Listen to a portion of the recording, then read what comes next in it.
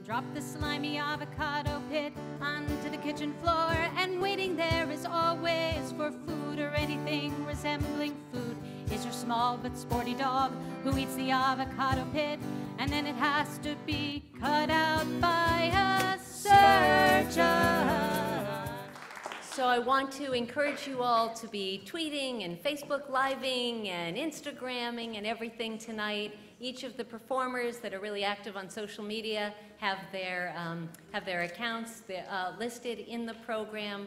The UnNaugural, people always get it wrong, it's 2 N's, UnNaugural. It's a little complicated, but that's what we named it. So, so if you tag, that would be great. And then my social media is on the inside, and I'm really active on Twitter, Facebook, Senator Cheryl Kagan, and on Instagram, Cheryl C. Kagan. I want to recognize the elected officials who are here, and I hope I'm not missing any of them. We have some coming a little later, and I want to recognize that Congressman David Trone, who is out of town this weekend, helped to sponsor this event, and so did Congressman Jamie Raskin. And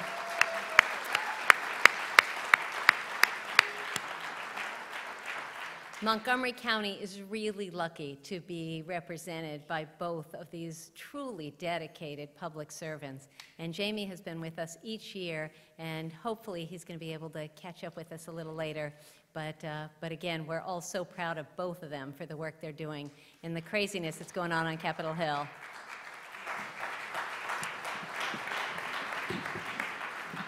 Other sponsors are recognized in the program, but I want to give a special shout out to David and Michael Blair and the Blair Family Foundation for your really valuable support of this event. Thank you very much.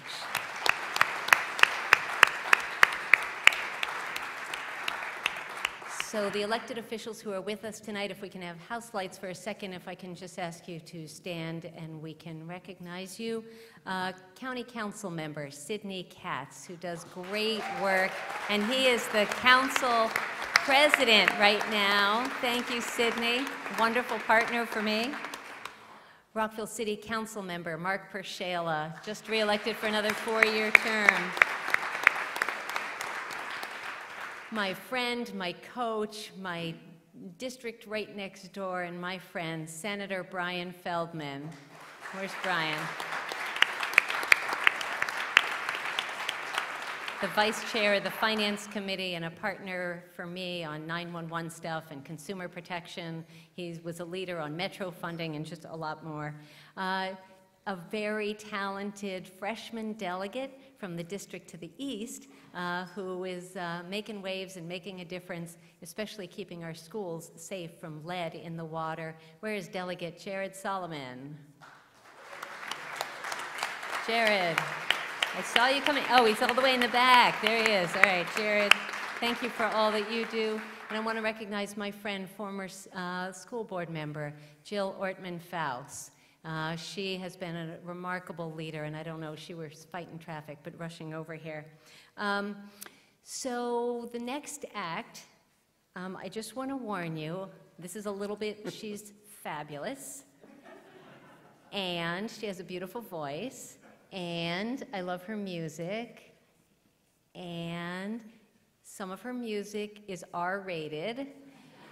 So if you are easily offended, the bathrooms are that way and that way, the food is that way, and or earplugs or something, but you're going to want to hear her songs because they're hilarious, and she's super talented.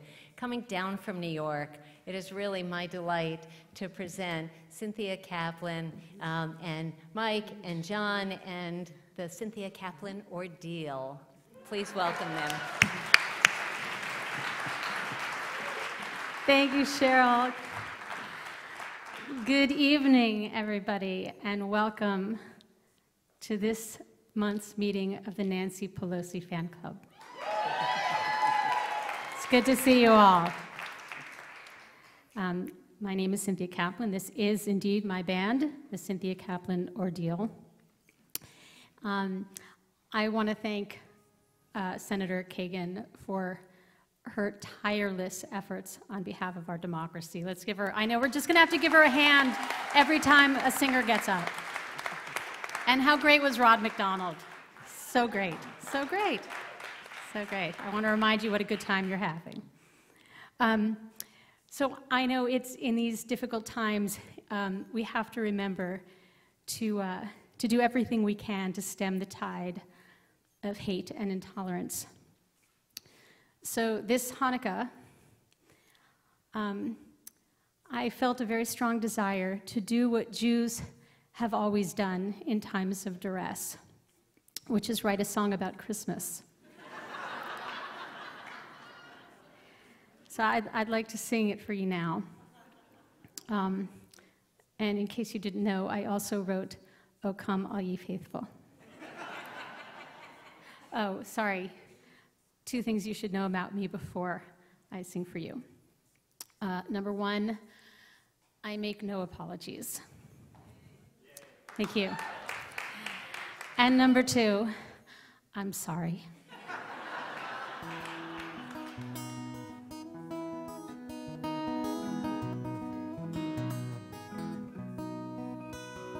Bells are ringing, revelers mingling, lights are lighting up the sky. Be of good cheer, all is well here, you could get a contact high. That's what Christmas does, it spreads the warmth, it makes you bust. It opens us to what will be, and it forgives us for what was. That's what Christians do, they love each other through and through. I hope they have some love for me, because it turns out I'm a Jew. Merry fucking Christmas to you. What I'd really like is a mountain bike and a 60-inch TV. But I'll get socks or alarm clocks or a pen engraved to me. Jews get crappy shit, a Teflon pen, a shaving kit, a flannel robe, a book, oh boy, a turtleneck that doesn't fit. What am I to do when someone wakes me up at 2? It isn't Santa bringing joy, it's just my mother-in-law. God damn it, Merry fucking Christmas, fuck you. Fa la la la la. Ba bum bum bum bum. I've got goodwill, I wish no ill to the stranger on the street. So I don't buy Christ was the guy, though it's clear he took some heat. That we killed him on some kind of whim, well I tell you it's not true. He's not the only one who had no fun, they were mean to Moses too. I just like to say that I've got nothing against the day, but for you Jews with Christmas trees, hey, what the fuck, it's not okay. When Elijah comes, I know he'll slip right past your Yuletide show. Pretend you're Christian all you please, but Santa's not the savior, no. Merry fucking Christmas, ho ho. Merry fucking Christmas, ho ho. Ho ho. You ho.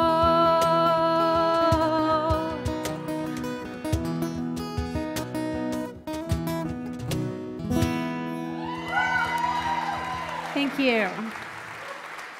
Thank you, thank you. I just have to say that Christians are so lucky to have Christmas. They've got pageants and presents and Easter egg hunts at Easter, and they have songs, beautiful songs, and I don't mean just Christmas carols. I mean standards like Have Yourself a Merry Little Christmas and White Christmas. Irving Berlin never wrote, I love you more on Yom Kippur. Who wants to write a song about a bunch of people sitting around hungry all day? And probably wondering when the hell Hanukkah is. Not even the Farmer's Almanac can predict that correctly. Last year, I think Hanukkah fell on Yom Kippur and we had to fast.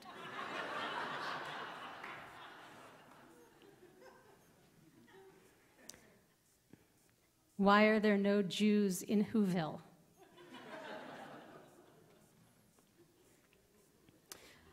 So this next song tells the story of one family's perilous journey through the American healthcare system. And it also explains why my husband and I can no longer afford to pay someone to take the SATs for our daughter.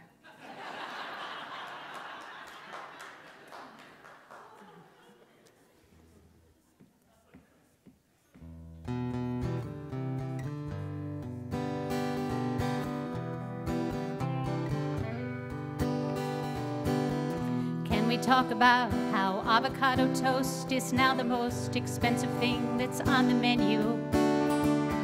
And when you buy an avocado in the supermarket, it costs at least $4. The only thing that's more expensive is when your 15-year-old daughter and her friend make guacamole and drop the slimy avocado pit onto the kitchen floor, and waiting there is always for food or anything resembling food is your small but sporty dog who eats the avocado pit, and then it has to be cut out by a surgeon, a veterinary surgeon.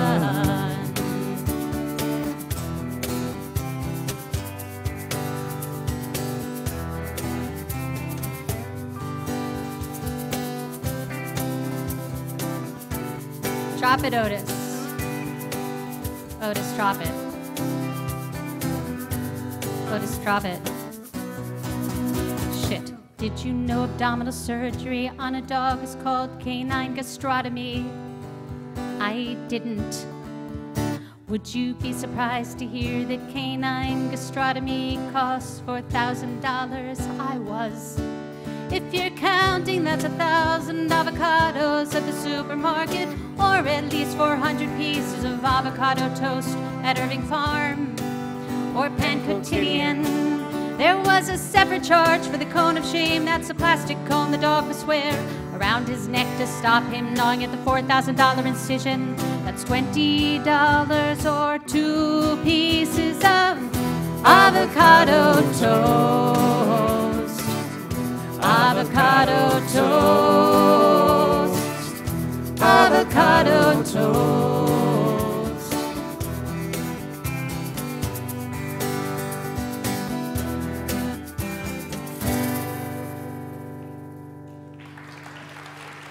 Thank you. Thank you.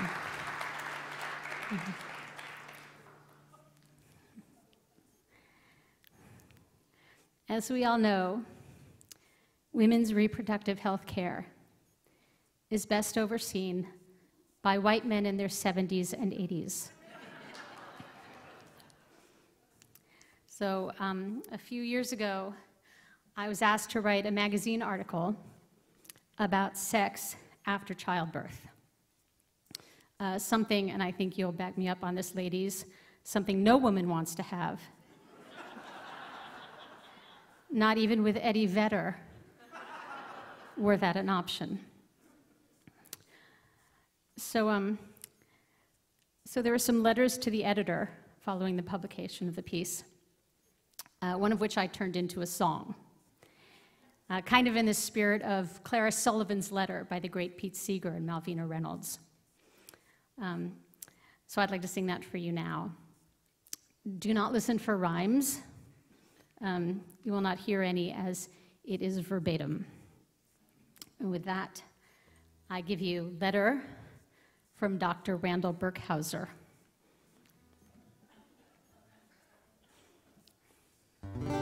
January 15th, 2009, Miss Cynthia Kaplan, care of Rodale Publications.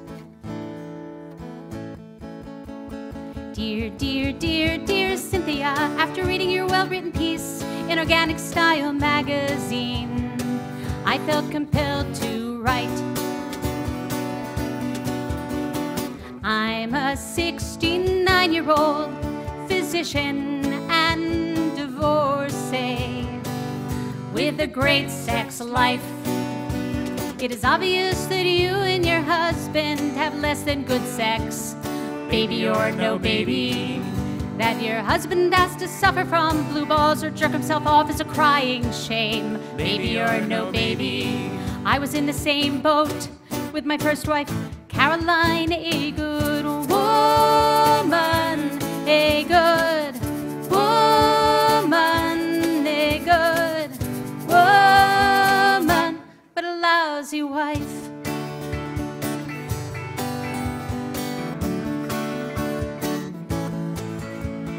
Dear, dear, dear, dear Cynthia, my voluminous marriage counseling just didn't help much. But it wasn't my fault. I think the problem stemmed from Caroline's mother, who was anal retentive, super clean, and thought that oral sex was dirty.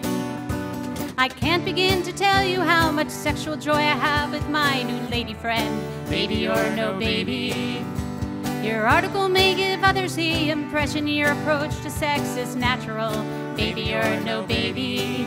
You're in the same boat with my first wife, Caroline, a good woman, a good woman, a good woman, but a lousy wife.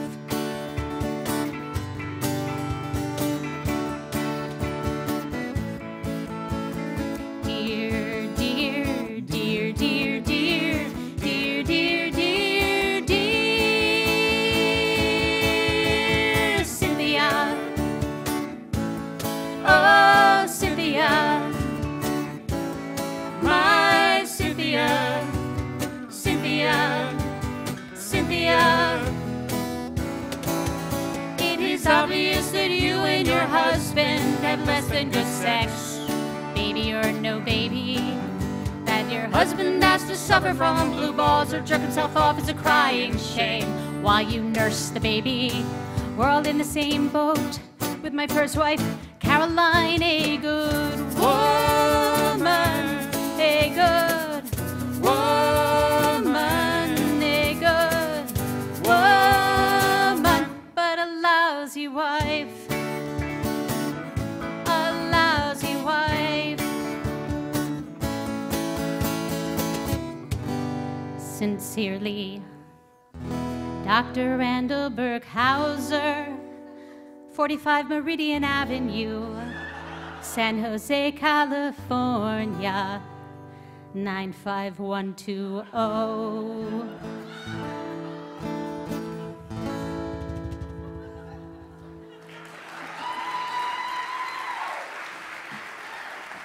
Thank you very much.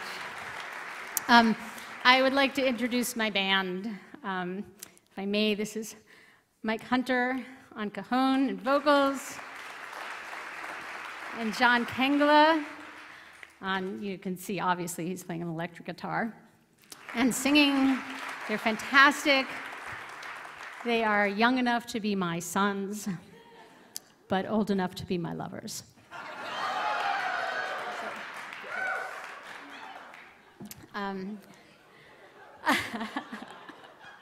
How to choose. I'd like to close with a song about saviors. It is understandable in these dark days to dream of being saved by Lev Parnas.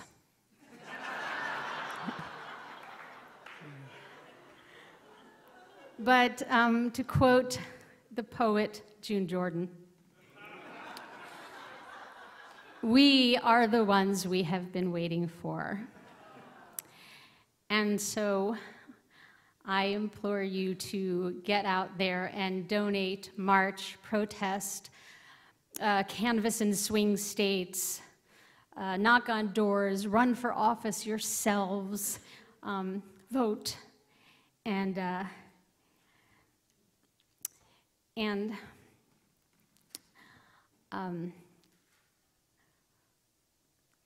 so if the Messiah were to come, she would probably want to live in New York or LA, and her vote wouldn't matter. So get out there. This is called Kaplan's Messiah. If you find it catchy and feel like singing along, please don't. I don't like that.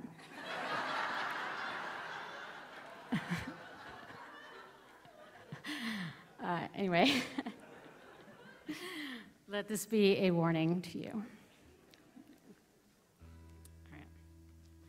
Good luck with this. Okay.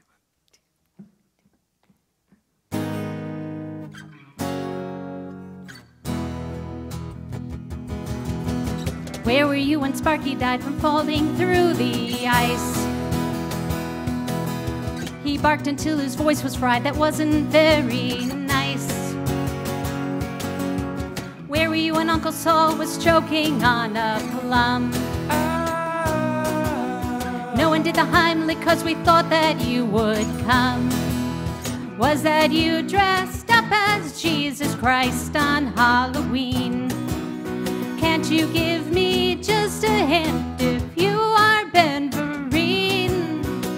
In Pippin, hey Messiah, oh Messiah, why are you so slow, Messiah? I'm so lonely. If you're our only hope, we're fucked.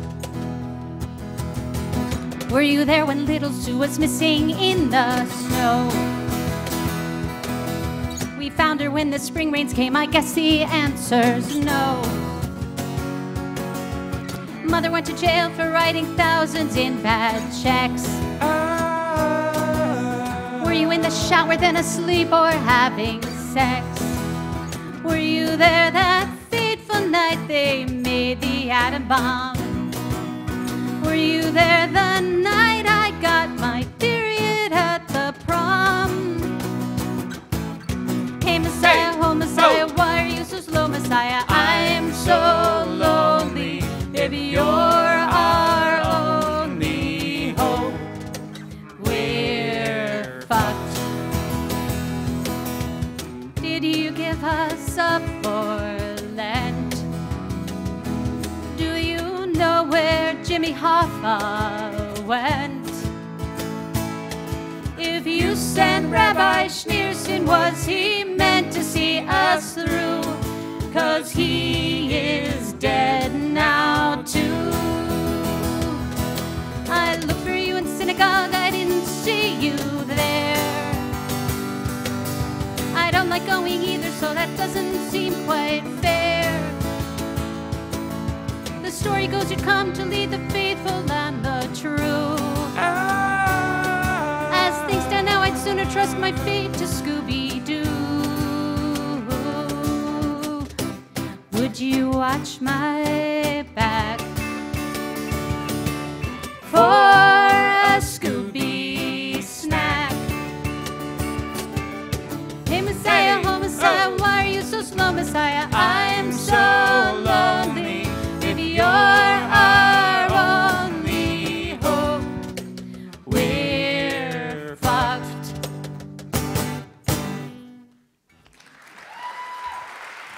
Thank you guys so much. You're fantastic. Thank you.